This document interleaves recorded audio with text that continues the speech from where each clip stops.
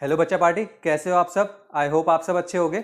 आज हम स्टार्ट करेंगे क्लास 9th का chapter number 14, that is statistics. उसकी एक्सरसाइज 14.2 का introduction video. That is exercise 14.2 को सॉल्व करने के लिए जो भी हमारे इंपॉर्टेंट कॉन्सेप्ट्स होंगे वो आज हम इस वीडियो में कवर अप करेंगे। तो चलो स्टार्ट करते हैं इंट्रोडक्शन वीडियो ऑफ एक्सरसाइज 14.2। पहले मैं आपको बता देता हूँ कि इस वीडियो में हम क्या क्या पढ़ेंगे। इस वीडियो में बेसिकली हम पढ़ेंगे presentation of data. Presentation of data that is हम डेटा को किस किस तरीके से रिप्रेजेंट करेंगे। उसमें हम एक ही चीज पढ़ेंगे कि हम डेटा को टेबल फॉर्म में, दैट इज आप कह सकते हैं डेटा को टेबल फॉर्म में या फिर टैबुलर फॉर्म में किस तरीके से रिप्रेजेंट करेंगे। अब इस टैबुलर फॉर्म में हम दो टाइप्स के टेबल पढ़ेंगे। एक तो हमारा हो जाएगा अनग्रुप्ड फ्रीक्वेंसी डिस्ट्रीब्यूशन टेबल, और दूसरा हो जाएगा हमारा grouped frequency distribution table. That is दो टाइप के हम टेबल पढ़ेंगे। एक तो हम पढ़ेंगे अनग्रुप्ड फ्रीक्वेंसी डिस्ट्रीब्यूशन टेबल और एक पढ़ेंगे ग्रुप्ड फ्रीक्वेंसी डिस्ट्रीब्यूशन टेबल। तो चलो स्टार्ट करते हैं अनग्रुप्ड फ्रीक्वेंसी डिस्ट्रीब्यूशन टेबल से। अब देखो बच्चों, पढ़ते हैं अनग्रुप्ड फ्रीक्वेंसी डिस्ट्रीब्यूशन टेबल। ध्यान से समझना, ये मैंने क्वेश्चन सॉल्व करके दिखा रखा है, इसी टाइप से हमें क्वेश्चन सॉल्व करने हैं। तो सपोज हमारे पास क्या है, डेटा गिवन है 20 स्टूडेंट्स का, उनके कितने मार्क्स आए हैं मैथ्स में। ठीक है, तो ये क्या है, बेसिकली 20 स्टूडेंट्स के मार्क्स हैं जो हमारे पास डेटा गिवन है। अब वो क्वेश्चन में क्या कहेगा, इस डेटा को टैबुलर फॉर्म में या फिर फ्रीक्वेंसी डिस्ट्रीब्यूशन टेबल की फॉर्म में रिप्रेजेंट कर दो। तो देखो हम रिप्रेजेंट कैसे करेंगे। ये हमें पता है मार्क्स गिवन है, तो हमने एक कॉलम बनाया मार्क्स का और फिर उसके साइड में लिख दिया नंबर ऑफ स्टूडेंट्स, कि कितने मार्क्स कितने स्टूडेंट्स के आए। ठीक है, तो हमने दो कॉलम बना लिए। अब देखो हम क्या करेंगे, हमने देखा 10 से स्टार्ट करा। ठीक है, तो हमने देखा 10 मार्क्स कितने स्टूडेंट्स के आए हैं, एक स्टूडेंट के आए हैं, तो हमने यहाँ पे लिखा 10 मार्क्स और आगे लिख दिया एक student, that is number of student हो गया हमारा एक। तो इस टाइप से हमारी टेबल रिप्रेजेंटेशन हो गई है कि हमने जो डेटा है वो टेबल की फॉर्म में रिप्रेजेंट करना शुरू कर दिया। ऐसे फिर हमने क्या करा, देखो 20 मार्क्स देखे, 20 मार्क्स कितने स्टूडेंट्स के आए हैं, एक ये रहा एंड एक ये रहा, तो 20 मार्क्स दो स्टूडेंट के आए हैं। तो इस तरीके से हमारी टेबल फॉर्म हो रही है। अब एक बात ध्यान रखना, जब हम डेटा को टैबुलर फॉर्म में रिप्रेजेंट करेंगे तो असेंडिंग ऑर्डर में ही करेंगे। मतलब ऐसा नहीं है कि आपने सबसे पहले 95 ऊपर लिख दिया, फिर आपका मन करा आपने 78 लिख दिया, फिर आपका मन करा आपको 83 लिख दिया। नहीं, जो मार्क्स हमारे इंक्रीजिंग ऑर्डर में होंगे, जैसे सबसे पहले सबसे हम लिखेंगे सबसे कम मार्क्स किसके आए, उसके बाद उससे ज़्यादा उससे ज़्यादा उससे ज़्यादा इंक्रीजिंग ऑर्डर में। ठीक है, तो ऐसा मत करना कि कोई सा भी मार्क्स उठाया और लिख दिया। इंक्रीजिंग ऑर्डर में लिखोगे तो ये अच्छे से रिप्रेजेंट होगा। तो हमने क्या करा, सबसे लोएस्ट मार्क्स उठाए, पहले 10 रिप्रेजेंट कर दिए, फिर 20 उठाया रिप्रेजेंट कर दिया। अब देखो उसके बाद क्या है 36। तो देखो 36 कितने स्टूडेंट्स के आए हैं, एक तो ये रहा, मैं कट कर रहा हूँ जिससे कि आपको इजीली समझ में आ जाए। तो 36 एक ये रहा एंड एक ये रहा। 36 कितने स्टूडेंट्स के आए हैं, दो, तो 36 दो स्टूडेंट्स के आए हैं। अब देखो नेक्स्ट मार्क्स कितने हैं, 52।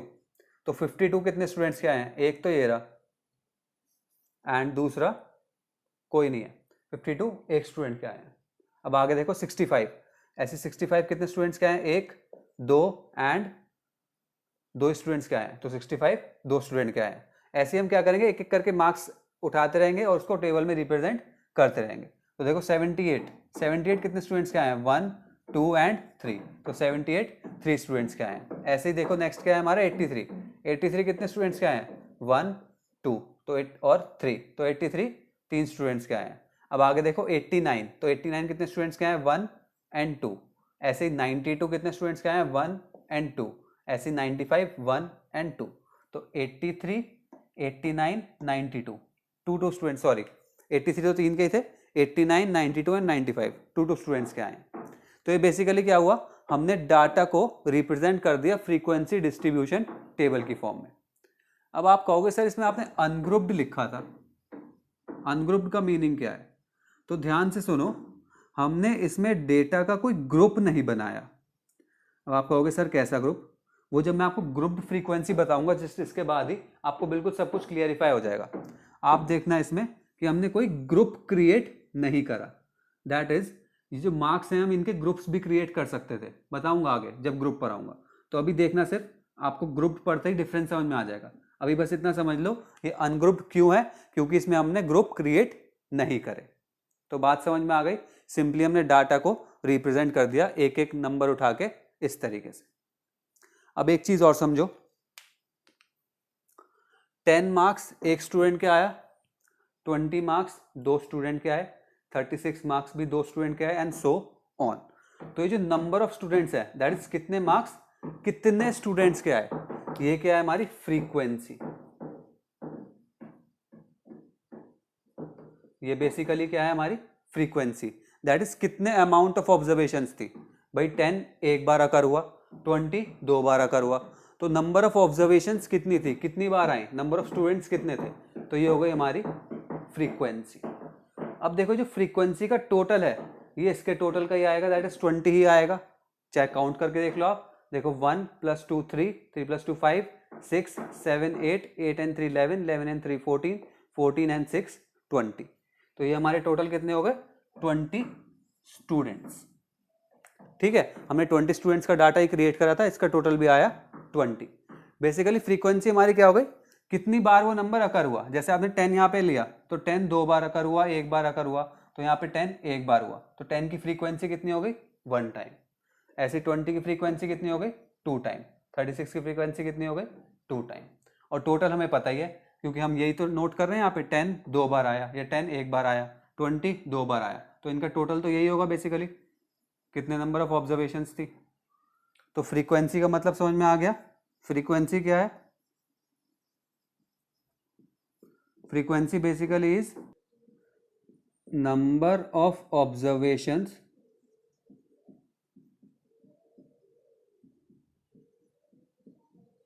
In the given interval. इसमें इंटरवल का मतलब बेसिकली क्या हो गया, जैसे आपने 20 लिया 36 लिया तो उसमें कितनी बार अकर हुआ, तो नंबर ऑफ ऑब्जर्वेशंस कितनी आई। तो फ्रीक्वेंसी की डेफिनेशन नोट कर लो और अनग्रुप्ड डाटा का एक एग्जांपल नोट कर लो। आपको अनग्रुप्ड क्यों है ये, वो ग्रुप्ड पढ़ते ही समझ में आ जाएगा। तो अब पढ़ते हैं ग्रुप्ड फ्रीक्वेंसी डिस्ट्रीब्यूशन टेबल। अब बच्चों स्टार्ट करते हैं ग्रुप्ड फ्रीक्वेंसी डिस्ट्रीब्यूशन टेबल। इसको पढ़ने से पहले आपके माइंड में जरूर एक क्वेश्चन अराइज होना चाहिए कि सर हम ग्रुप्ड फ्रीक्वेंसी डिस्ट्रीब्यूशन टेबल पढ़ते क्यों हैं। जब हमने अनग्रुप्ड फ्रीक्वेंसी डिस्ट्रीब्यूशन टेबल को बनाना सीख लिया तो हम सब चीजें अनग्रुप्ड डिस्ट्रीब्यूशन टेबल में क्यों नहीं बनाते, ग्रुप्ड यूज क्यों करते हैं। तो अब देखो ध्यान से सुनो, इसका आंसर ये है कि अभी जो हमने अनग्रुप्ड फ्रीक्वेंसी डिस्ट्रीब्यूशन टेबल पढ़ा था उसमें हमने 20 ऑब्जर्वेशंस पढ़ी थी। ठीक है, उसमें हमने 20 ऑब्जर्वेशंस को रिप्रेजेंट करा था। अब अगर यही ऑब्जर्वेशंस 20 की जगह 2000 हो जाए, 2000 ऑब्जर्वेशंस, तो आपको क्या लगता है कि 2000 ऑब्जर्वेशंस आप अनग्रुप्ड फ्रीक्वेंसी डिस्ट्रीब्यूशन टेबल में इजीली क्रिएट कर लोगे? नहीं, वो बहुत ही डिफिकल्ट होगा। क्यों, सुनो, देखो जो अनग्रुप्ड फ्रीक्वेंसी डिस्ट्रीब्यूशन टेबल था उसमें आप एक एक वैल्यू को पुट कर रहे थे, उसके बाद देख रहे थे वो कितने टाइम अकर हो रही है। तो इसका मतलब कि अगर हम एक एक वैल्यू को उठाएंगे उसके बाद देखेंगे वो कितनी फ्रीक्वेंसी है उसकी, तो एक तो वो बहुत लेंदी मेथड हो जाएगा, टाइम कंज्यूमिंग हो जाएगा और हेक्टिक भी हो जाएगा। दैट इज आपको एक एक वैल्यू को ऑब्जर्व करना होगा 2000 में से, उसके बाद उसे पुट करना होगा, उसके बाद देखना पड़ेगा उसकी फ्रीक्वेंसी क्या है। इसलिए टाइम सेविंग के लिए, हेक्टिक ना हो और हमारी एनर्जी भी सेव हो, पेपर भी सेव हो, सब कुछ सेव हो, उसके लिए हम क्या करते हैं, अनग्रुप्ड की जगह ग्रुप्ड यूज कर लेते हैं। जब हमारे पास ऑब्जर्वेशंस लार्ज अमाउंट में होती हैं, जब हमारे पास ऑब्जर्वेशंस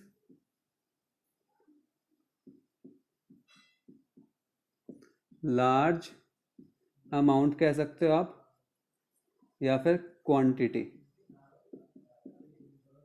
ठीक है, जब हमारे पास नंबर ऑफ ऑब्जर्वेशन बहुत सारी होती हैं तो हम क्या करते हैं, grouped frequency distribution table use करते हैं। देखो कैसे, सपोज हमें 2000 स्टूडेंट्स के लिखने थे तो हम क्या करेंगे, ग्रुप्स में डिवाइड कर लेंगे मार्क्स को। जैसे मार्क्स थे और ये नंबर ऑफ स्टूडेंट्स थे, तो हमने क्या करा, मार्क्स का ग्रुप बना लिया, 0 से लेके 10, 10 से लेके 20, 20 से लेके 30 एंड सो ऑन। तो इससे क्या हुआ, हमें इजीनेस हो गई। 0 से लेके 10 मार्क्स तक सपोज 90 स्टूडेंट्स थे तो हमने डायरेक्ट लिख दिया 90। हमें एक एक मार्क्स को रिप्रेजेंट करने की जरूरत नहीं पड़ी कि 0, 1, 2, 3, 4, तो बहुत लेंदी हो जाता। इस वजह से हमने क्या करा, ग्रुप बना लिया मार्क्स का, 0 से 10, 10 से 20, 20 से 30 एंड सो ऑन। ऐसे अगर 10 से 20 के बीच में 70 थे स्टूडेंट्स तो हमने उसके आगे लिख दिया 70 स्टूडेंट्स। तो इस तरीके से ग्रुप बनाने के लिए हमें ईजीनेस हो गई, हमें सब मार्क्स को रिप्रेजेंट नहीं करना पड़ा और एनर्जी, टाइम सब कुछ सेव होगा। तो अब देखो एग्जाम्पल के थ्रू समझ लेते हैं ग्रुप्ड फ्रीक्वेंसी डिस्ट्रीब्यूशन टेबल क्या है। इसे आप नोट कर लो, एक एग्जाम्पल के थ्रू और समझते हैं। अब चलो बच्चों पढ़ लेते हैं ग्रुप्ड फ्रीक्वेंसी डिस्ट्रीब्यूशन टेबल। इसमें हम बेसिकली जो हमारे एग्जाम में फॉर्म करना होगा वो तो करना होगा इस टाइप का group, that is continuous grouped frequency distribution table. लेकिन जो हमारे ग्रुप बनाने की स्टार्टिंग हुई थी वो हुई थी डिसकंटिन्यूअस ग्रुप से। तो पहले थोड़ा समझ लेते हैं डिसकंटिन्यूअस ग्रुप क्या है, उसके बाद समझेंगे कंटिन्यूअस ग्रुप्ड फ्रीक्वेंसी टेबल। तो चलो पढ़ लेते हैं पहले डिसकंटिन्यूअस वाला, दैट इज डिसकंटिन्यूअस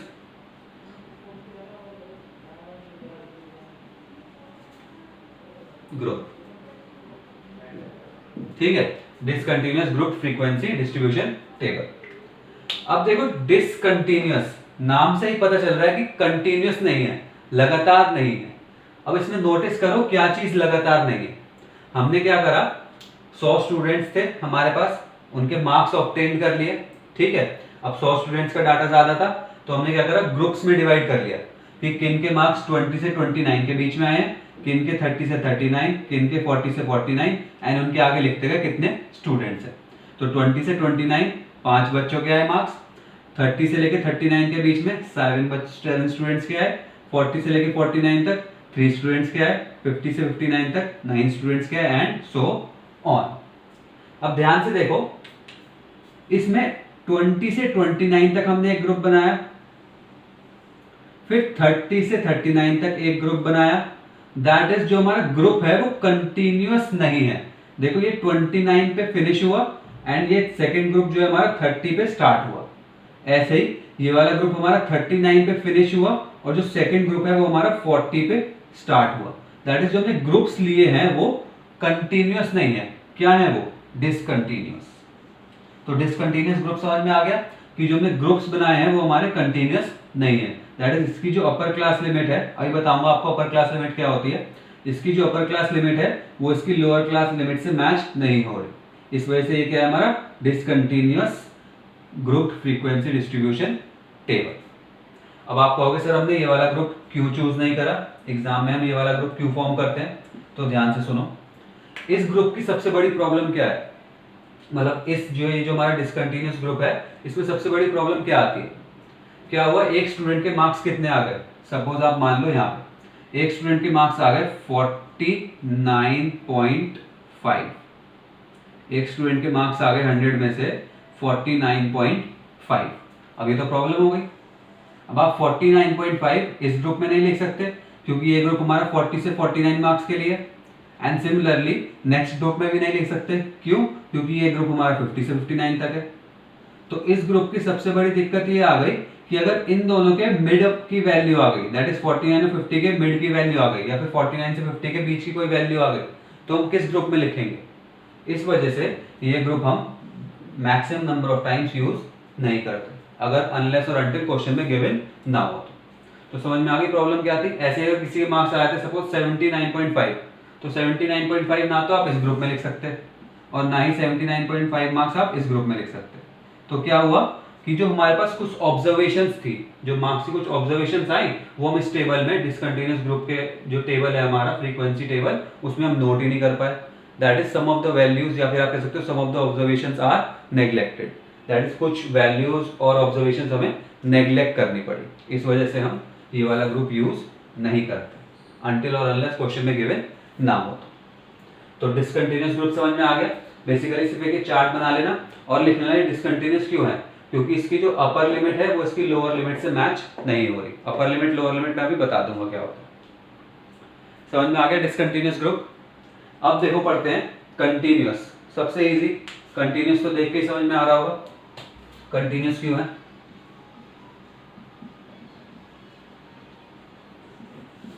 कंटिन्यूअस क्यों है? क्योंकि जो हमारे ग्रुप्स हैं वो कंटिन्यूअस लिए हैं हमने, 20 से 30, फिर 30 से 40, फिर 40 से 50, फिर 50 से 60 एंड सो ऑन। तो जिस स्टूडेंट के 20 से 30 के बीच में मार्क्स आए हैं वो 3 स्टूडेंट्स हैं, जिनके 30 से 40 के बीच में मार्क्स आए हैं वो 8 स्टूडेंट्स हैं, जिनके 40 से 50 से बीच में मार्क्स आए हैं वो 12 स्टूडेंट्स हैं एंड सो ऑन। तो कंटिन्यूअस तो बहुत इजी है कि जो हमारी वैल्यूज हैं वो कंटिन्यूअस है, दैट इज इसकी जो इस ग्रुप की जो अपर लिमिट है वो इसकी लोअर लिमिट से मैच कर रही है, इस वजह से ये कंटिन्यूअस ग्रुप है। समझ में आ गया? नोट करो। वैसे आपको इस ग्रुप में जो आपने वाला ग्रुप देखा प्रॉब्लम अराइज होनी चाहिए थी, अभी बताऊंगा क्या प्रॉब्लम अराइज होगी। नोट कर लिया? आप सबके स्टूडेंट्स के माइंड में स्ट्राइक करना चाहिए था। इसमें भी क्या प्रॉब्लम है, अगर किसी के मार्क्स सपोज आप मान लो 60 आ गए, किसी स्टूडेंट के मार्क्स 60 आ गए, तो आप मुझे बताओ आप इस ग्रुप में लिखोगे या फिर इस ग्रुप में लिखोगे?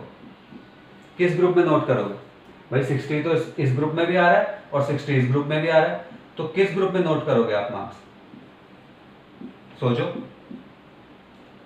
तो इसमें सोचने वाला लॉजिक कुछ है नहीं। इसमें क्या है, हमने एक स्टैंडर्ड बनाया है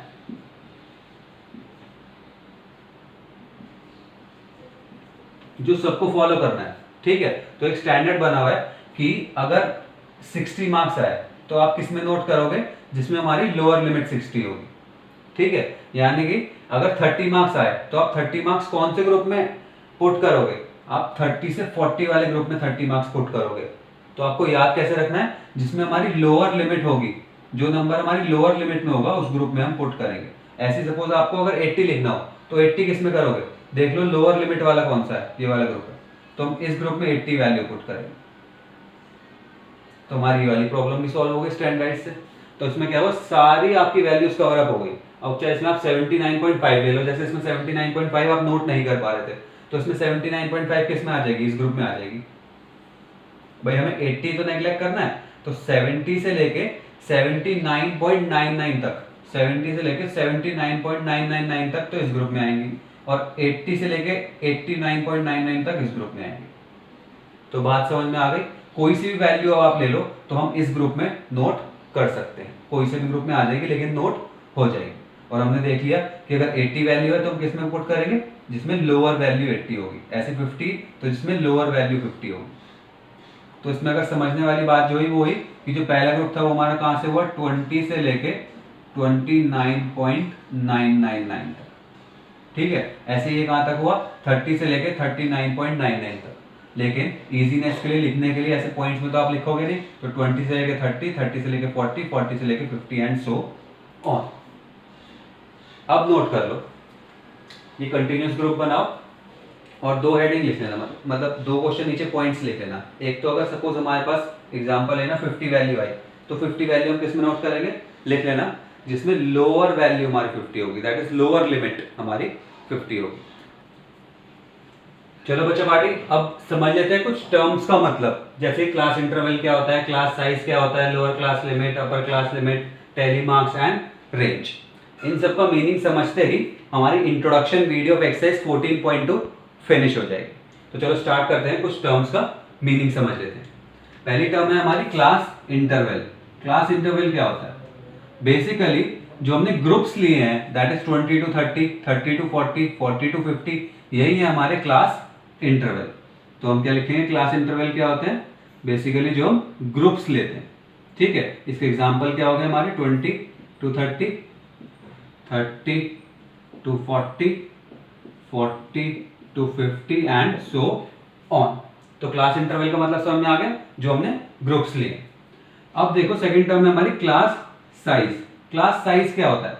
नाम से पता चल रहा है, साइज दैट इज हमने कितने नंबर कंसीडर कर रहे हैं इन दोनों के बीच में, 20 से लेके 30 तक। तो हमने इन दोनों के बीच में बेसिकली 10 नंबर्स कंसीडर कर रहे हैं। तो आप इसे निकालोगे कैसे? क्लास साइज को आगे वाले नंबर को पीछे वाले नंबर में से माइनस कर दो, दैट इज 30 माइनस 20, ये आ गया हमारा 10। तो हमारा इसका क्लास साइज क्या हो गया? 10। समझ में आ गया क्लास साइज कैसे निकालते हैं और क्या होता है? क्लास साइज मीन्स हमने कितने नंबर कंसीडर करें हम निकालेंगे कैसे, अपर लिमिट में से लोअर लिमिट को माइनस कर देंगे। तो 30 माइनस, ये माइनस का साइन है, यहाँ पे डैश नहीं है, माइनस है, ठीक है। तो 30 माइनस 20 इज 10। ये हो गया हमारा क्लास साइज।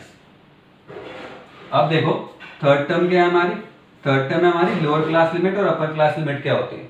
बहुत ईजी है, कोई सा भी ग्रुप ले लो, दैट इज 40 से 50 तक का एक ग्रुप है, ये 40 to 50 एक ग्रुप है। इसमें जो आगे वाली टर्म है ये होती है हमारी अपर क्लास लिमिट, जो पीछे वाली टर्म होती है ये होती है हमारी लोअर क्लास लिमिट। समझ में आ गई बात। कोई सा भी ग्रुप लो 70 से 80, तो 80 तो हो गई इसमें हमारी अपर क्लास लिमिट एंड 70 हो गई हमारी लोअर क्लास लिमिट। कुछ भी ले लो 30 से लेके 40 तक, इसमें हमारी अपर क्लास लिमिट क्या होगी 40, लोअर क्लास लिमिट क्या होगी 30। तो अपर क्लास लिमिट और लोअर क्लास लिमिट का मतलब समझ में आ गया। ओके, आगे चले। अब देखो फोर्थ टर्म है हमारी टेलीमार्क्स। टेलीमार्क्स क्या होता है, टेलीमार्क्स बेसिकली एक मेथड होता है जिससे हम अपनी फ्रीक्वेंसी को क्या करते हैं कि हम कैसे लिखते हैं। एनदर वे है, a way to represent the frequency, ठीक है। तो एक वे है या मेथड है, इससे हम फ्रीक्वेंसी को रिप्रेजेंट करते हैं। अब देखो इसे रिप्रेजेंट कैसे करेंगे, ये यहां समझो। इसमें हम 5 से ग्रुप बनाते हैं। हो सकता है आपने क्लास 8 में डाटा हैंडलिंग में पढ़ा हो सकता है आपने चैप्टर छोड़ दिया हो, तो यहाँ समझ लेते हैं। तो देखो इसमें हम क्या करते हैं, सपोज हमें ये टेलीमार्क्स में दिखाना है, तो आप कैसे दिखाओगे 8 नंबर को। इसमें हम क्या करेंगे 5 के ग्रुप्स बनाएंगे, 1 2 3 4 एंड 5th हम ऐसे कर देंगे कट। तो ये हमारा 5 का एक ग्रुप हो गया। अब हमें नंबर तो चाहिए 8, तो हमें क्या करना पड़ेगा, फिर ग्रुप बनाना पड़ेगा 5 का, दैट इज 5 तो ये हो गए 6 7 8।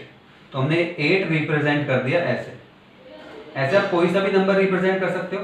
सपोज आपको क्या रिप्रेजेंट करना है, 12 रिप्रेजेंट करना है, तो करो 1 2 3 4, 5th पे कट, 5 नंबर हो गए, फिर 6 7 8 9 10, फिर 5 हो गए। हमें रिप्रेजेंट क्या करना है 12, तो 11 12, दैट इज हमने क्या रिप्रेजेंट कर दिया टेलीमार्क्स में 12। ऐसे ही आप क्या कर सकते हो टेलीमार्क्स में, कोई सा भी नंबर रिप्रेजेंट कर सकते हो। सिर्फ 3 करना हो तो 3 बार्स लगा दो, 1 2 3। 14 करना हो तो 1 2 3 4 5 6 7 8 9 10 एंड 1 2 3 4। तो ये हमारा 14 रिप्रेजेंट हो गया, ठीक है। अब जिस क्वेश्चन में कहा होगा कि आप टेलीमार्क्स रिप्रेजेंट कर दो, तो उसमें आप टेलीमार्क्स रिप्रेजेंट कर दोगे। और एक बात ध्यान रखना, जब आप टेलीमार्क्स रिप्रेजेंट करोगे तो फ्रीक्वेंसी और मार्क्स ऑब्टेन्ड, मतलब जो आपने ग्रुप्स बनाए हैं और जो फ्रीक्वेंसीज बनाई हैं उनके बीच में करना। दैट इज टेलीमार्क्स का जो हमारा कॉलम आएगा वो यहाँ पे आएगा, ऐसे कर यहाँ पे डाल देना टेलीमार्क्स हेडिंग, टेलीमार्क्स, एंड उसके बाद हर ग्रुप के आगे यहाँ पे लिख देना। 3 है तो यहाँ पे 3, 8 है तो 8 को रिप्रेजेंट कर देना, 12 है तो 12 को, 14 है तो 14 को। सिंपली हमें सिर्फ रिप्रेजेंट करना है, ठीक है। तो टेलीमार्क्स का मीनिंग समझ में आ गया। डन। टेलीमार्क्स क्या होता है। अब देखो एक आखिरी जो हमारा टर्म बची वो बची रेंज। रेंज क्या होती है, बहुत ईजी है। सपोज हमारे पास डाटा गिवन है बहुत सारा, ठीक है, तो हम कुछ डाटा कंसिडर कर लेते हैं। सपोज मार्क्स ही गिवन है हमारे टेस्ट के मैथमेटिक्स के, तो हमने कंसिडर करे 20 25 25 25 50 75 80 90 92 99 एंड 98 96, ठीक है। तो ये था हमारा बहुत सारा डाटा। सपोज आपने कुछ स्टूडेंट्स के डाटा कलेक्ट करे जो उनके मार्क्स आए हैं मैथमेटिक्स सब्जेक्ट में, तो इसके अगर कहा आपको रेंज निकालो, तो आप रेंज कैसे निकालोगे। रेंज बेसिकली क्या होती है, हमारा जो डाटा गिवन है उसमें हाईएस्ट वैल्यू देखो कौन सी है और उसमें लोएस्ट वैल्यू देखो कौन सी है, और हाईएस्ट वैल्यू में से लोएस्ट वैल्यू को सब्ट्रैक्ट कर दो, that is highest value minus lowest value, ठीक है। तो ये आ जाएगी हमारी रेंज। तो इसमें देखो हाईएस्ट वैल्यू कौन सी है 99 एंड लोएस्ट वैल्यू कौन सी है 20। तो 99 माइनस 20 79, तो 79 हो गई हमारी रेंज। हमें नहीं मतलब कि कौन सी वैल्यू ज्यादा आ रही है। देखो 25 3 बार आ रहा है, हमें उससे कोई मतलब नहीं। हमें सिर्फ क्या देखना है कि हाईएस्ट वैल्यू कौन सी है और लोएस्ट वैल्यू कौन सी है, उनको आपस में सब्ट्रैक्ट करो, हाईएस्ट में से लोएस्ट को माइनस करो, तो जो वैल्यू आएगी वो हो जाएगी हमारी रेंज। तो रेंज समझ में आ गया क्या होता है, basically highest value minus lowest value in the given data. ठीक है, तो ये था हमारा introduction video of exercise 14.2। That is हमने सारे कॉन्सेप्ट्स कवर करे जो हमें हेल्प करेंगे एक्सरसाइज 14.2 को सॉल्व करने के लिए। तो अगर आपको वीडियो पसंद आई हो तो लाइक कर देना, चैनल को सब्सक्राइब कर लेना, बेल आइकन दबा देना एंड अपने फ्रेंड्स के साथ भी वीडियो को शेयर कर लेना जिन्हें भी नीड हो। और कोई भी प्रॉब्लम हो इस चैप्टर से रिलेटेड, इस एक्सरसाइज से रिलेटेड, मैथ से रिलेटेड, तो कमेंट बॉक्स में जरूर पूछ लेना। तो यही सब था इस वीडियो में, नेक्स्ट वीडियो मिलते हैं।